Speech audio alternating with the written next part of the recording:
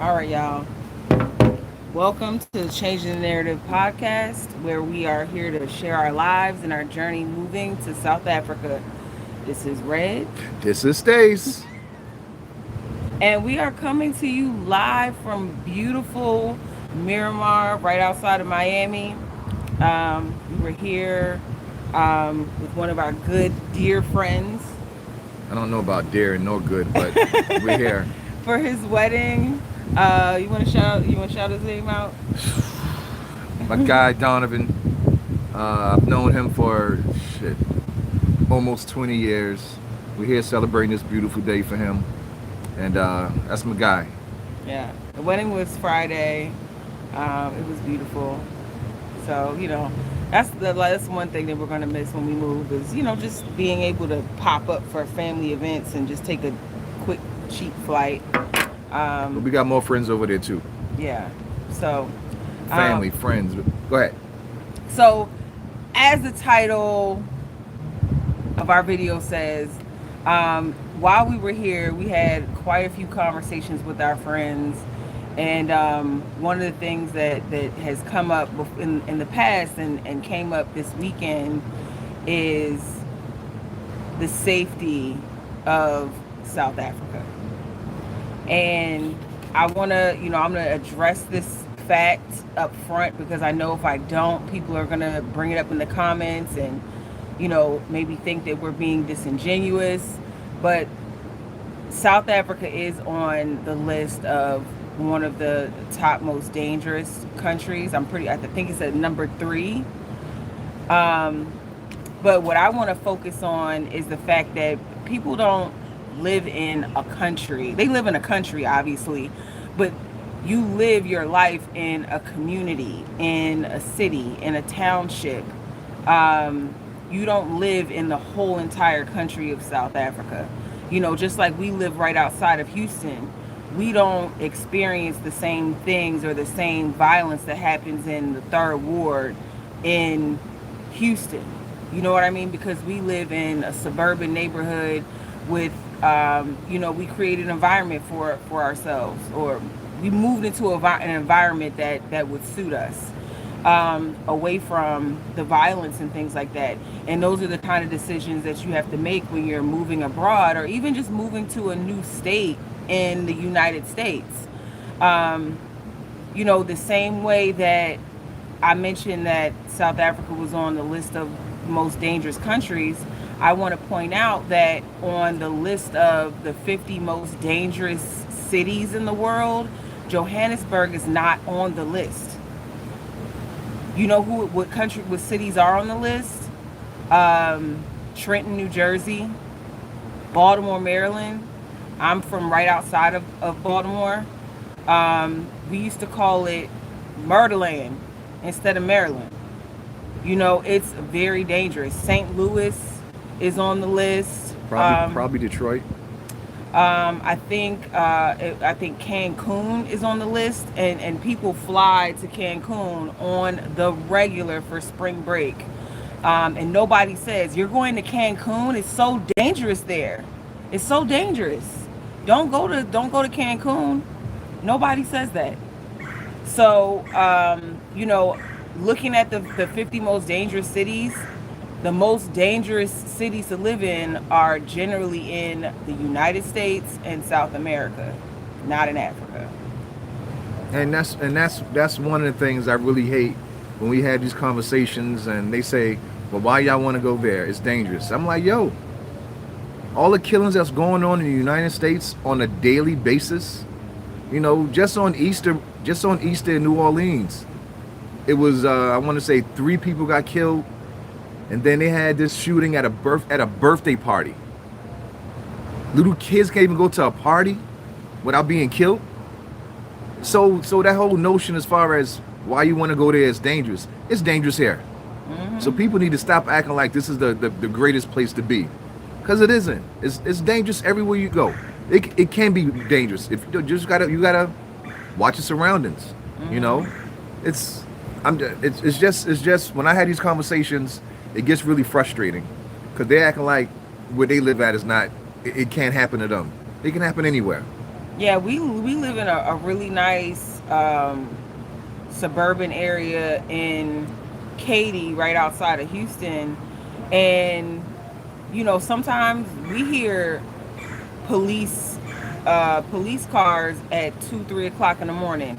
The other night we heard gunshots. It sounded like it was Sound like it two was. houses down. Oh man. It sounded like it was two houses down and woke us up out of our sleep. And I'm like listening, trying to see if a bullet went through one of my windows or something like that. Yeah. And we live in a pretty nice area. It's not like a rich and affluent area, but it's a community of working people, middle class families, and there was a shooting there. You don't have to be in a dangerous place for something bad to happen to you. Yeah. You could be in the most affluent neighborhood, somebody could break into your house. Of course, it's less likely to happen, and that's what you try to manage when you pick where you live. You want to try to put yourself in a position where you're exposed to as little crime as possible, and also finding something that is in your price range that you can afford. You know what I'm saying? Yeah. So, and I think across the globe, we see violence and crime go hand in hand with poverty. You know what I mean? Not saying that it makes it okay, but at the same time, if you live in an area that's impoverished and people are fighting for resources and things like that, the mentality is different. So you do generally see crime in places where there's less wealth.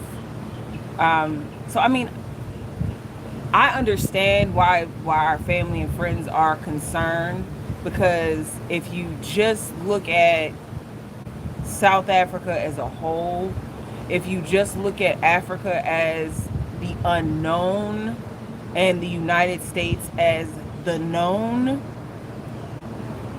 that can make it really scary in and of itself. I like the way you put that. You know what I'm saying? Like, this is the devil I know. But I would say those same skills that we use here of discernment to figure out, should I be here?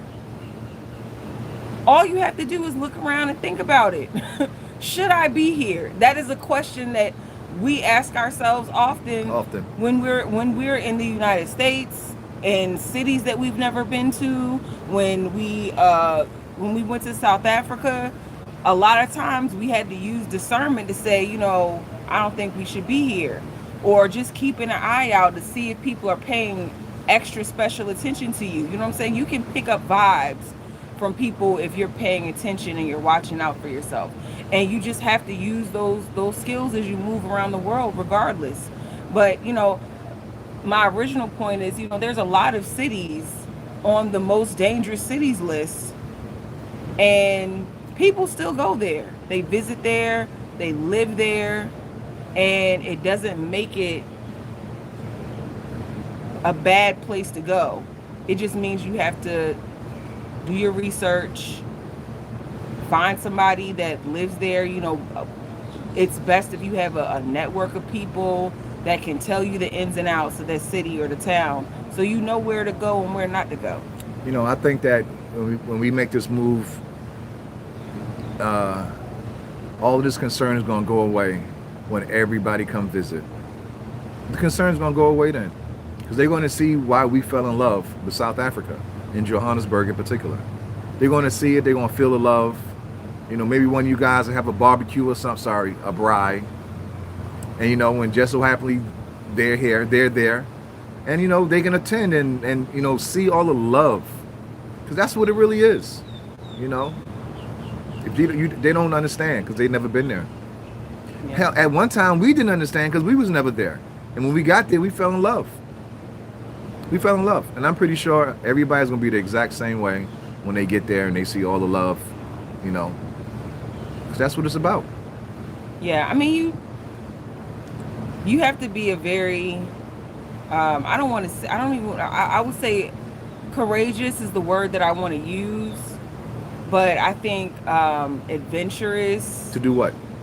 Let me finish. Let me finish. Um, to get to the point where you're willing to leave your home, everything that you've always known, like even to leave the city that you grew up in, is a challenge, is a difficult decision to make. You know what I mean? Because you're leaving your home, you're leaving everything that you know, you're leaving the families that you grew up, the friends that you had, you're leaving your support system to go into the unknown. And that can be scary. Yeah, yeah. But I'm not scared. No, I'm not. I'm not scared. I'm not scared. Hello to the 24 people watching. Thank you. Yeah. Let's shout out. I didn't do that in the beginning. We didn't shout out our subscribers. You're so rude. I'm not. You're rude. That was rude. I'm sorry, y'all. I just want to take a second and say thank you to our subscribers. Thank you to the people that watch our videos. If you haven't subscribed, I just want to let you know you are invited to the cookout. Oh my God. You're invited to the cookout. Like, just come on in, hit the subscribe button, get a drink, get a plate. You're invited. You don't have to sit outside and call the cops because we're making a lot of noise. You can just come in and be part of the party. Hit the subscribe button. But thank you, everybody. We have a really huge following of South Africans, so we really appreciate y'all too. Love you guys. Yo, the background here looks beautiful. See those palm trees and all that? And my wife too. I'm not in the background. I'm talking about the beautiful part. But anyway, Thanks. go ahead, some of the questions. It's not. It doesn't. It looks like everybody's making comments. Hi to you too. Can't see the name, but I mean, the comments pop up like on the YouTube live. They pop up. People can see them. Anything that you have to answer though? Isaac Sello says, when they say South Africa is dangerous, they normally refer to Johannesburg. And if you say Joburg is not on the list of the most dangerous cities, then where is the danger then? I mean, there is quite a bit of crime in Johannesburg, but it didn't make it to the 50 most dangerous cities on the list. So I think, like we were saying earlier, all big cities have their issues with crime. It just depends on where you live and where you, and how you live. It all just depends on that. Let's see. In Africa in general, there's no mass shooting, racial profiling, etc. You will be among us, your blood. Stacey, you want to address that, the mass shooting situation? It's too much of it. Let me read the question again. I didn't see it. It says, in Africa in general, there's no mass shootings, racial profiling, etc. You'll be among us, your blood. I think I watched a video actually a couple minutes ago, and they said as of April 22nd, that's just a couple days ago, they said it was 119 murders, deaths, violent deaths in the United States. Only 190? 119. That's It's April. I mean, that seems low. You know, at one time You before, sure that's not just one state? at one time before, the U.S. was averaging a murder a day. Remember when Baltimore was the #1 place in the United States for... No, Baltimore was averaging a murder a day. That's, okay. So you're just talking about Baltimore? So it was a lot. So it's dangerous here. That's what it is. It's dangerous here. And people at senseless deaths, little kids dying.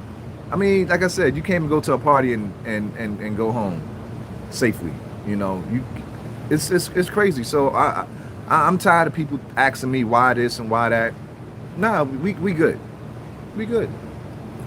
So I want to say something about the mass shooting thing. Oh, okay. I don't know. I have an idea why it is an American thing. Oh. I have an idea why. I think it's just because America was formed as like a rebellion, and America sees themselves still, like a lot of people still see themselves as rebels. And they feel like they need to be prepared to overthrow the government, defend their property and their family. And it's so easy here to get access to a gun, not even just a gun, but a gun that can fire multiple bullets within seconds. It's so easy to get a hold of that type of weapon. And the United States is not the only country that has, so many guns per capita. There's other European countries and whatnot that have a lot of guns, but they don't have mass shootings. Those guns are hunting rifles and handguns that are used for home defense or dealing with going hunting or defending your property, but not to the point of like, I'm mad that I got fired and I'm gonna go shoot up everybody that works there.